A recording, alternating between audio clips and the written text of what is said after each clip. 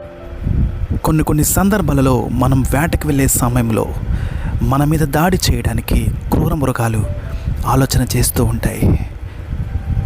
అక్కడేదో కనపడుతుంది చూసారా, చాలా భయంకరమైనటువంటి క్రూర మృగం. అది మనుషులను పీక్కు తినడానికి కూడా సిద్ధపడుతుంది. దాని దగ్గరికి వెళ్దాం రండి, నేను మీకు కూడా చూపిస్తాను.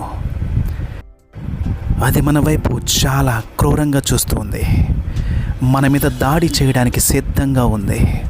రండి కొంచెం ముందుకు వెళ్ళి దానిని చూద్దాం. చూసారా ఎంత భయంకరంగా ఉందో. అది దాని ఆహారం కోసం వెతుకుతూ ఉంది. ఈ లోపు అది మన కంటికి చిక్కింది కాబట్టి మనం దానిని బంధిస్తూ ఉన్నాం.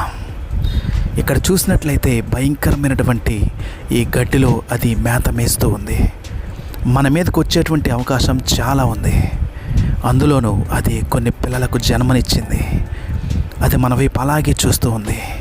కానీ నేను ఎక్కడ కూడా భయపడడం లేదు. మీకు చూపించడానికి ఈ సాహసాన్ని చేస్తున్నాను. బహుశా దాని పిల్లల్ని ఎత్తుకెళ్ళిపోతారేమో అని చెప్పి అది ఆలోచన చేసే అవకాశం చాలా వరకు ఉంది. అలా ముందుకు రండి. ఈ భయంకరమైన క్రూర మృగం మన మీదకి దాడి చేయకముందే మన యొక్క గమ్యానికి మనం చేరుకోవాలి. అది చూసారా నా వైపు ఎలా చూస్తూ ఉందో. అది నా మీద చాలా కోపంగా ఉంది. అయినప్పటికీ చాలా ధైర్యం చేసి దాని ముందుకు వెళ్తున్నాను. చాలామందికి ఇది రిస్క్తో కూడినటువంటి ఒక భయంకరమైనటువంటి వీడియో అని తెలియకపోవచ్చు. రండి, నేను అలాగే ముందుకు వెళ్తున్నాను. మళ్ళీ దాని దగ్గరికి వెళ్దాం. నేను మార్గం మధ్యలో వచ్చేటప్పుడు నాకు ఒక చెట్టు కనపడింది.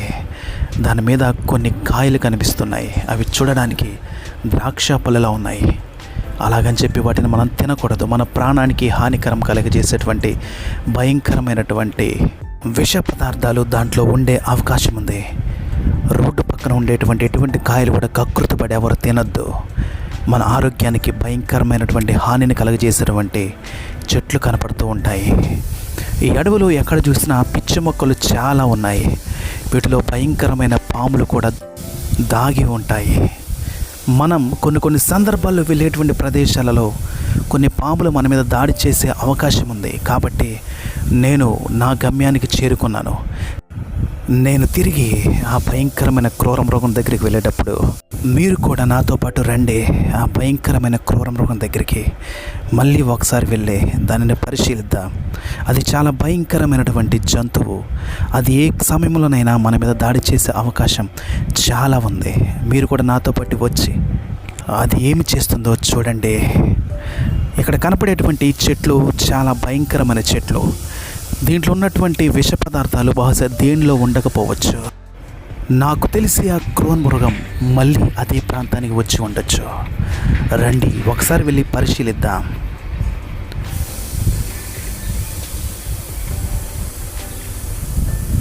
అక్కడ ఒక సరస్సు ఉంది. ఆ సరస్సులో అది స్నానం చేయడానికి వచ్చినట్టు నేను ఇందాక ఆలోచించాను. సైలెంట్గా రండి, నిశ్శబ్దంగా మనం అది ఏం చేస్తుందో చూద్దాం. మీరు గమనించారా, అక్కడ అది స్నానం చేస్తుంది. చాలా భయంకరమైనటువంటి ప్రదేశంలో అది కూర్చుని ఉంది. అది నా వైపు అలాగే చూస్తూ ఉంది. దానికి హాని తలపెడతానేమో అని చెప్పి అది నా వైపు చాలా కోపంగా చూస్తుంది. కానీ నాకు ఇది అగ్ని పరీక్షతో సమానం. ఏ క్షణమైనా నా మీద దాడి చేయొచ్చు. ఎందుకంటే నేను దాని ప్రాంతానికి వెళ్ళాను కాబట్టి ఎవరి ప్రాంతంలో వారికే బలం ఎక్కువ.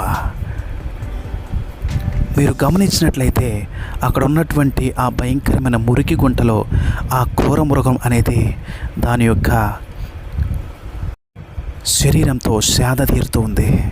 ఇలాంటి సమయంలో దానిని నేను ఇబ్బంది పెడితే పారిపోతుంది. అక్కడ చూశారు మీరు, వావ్!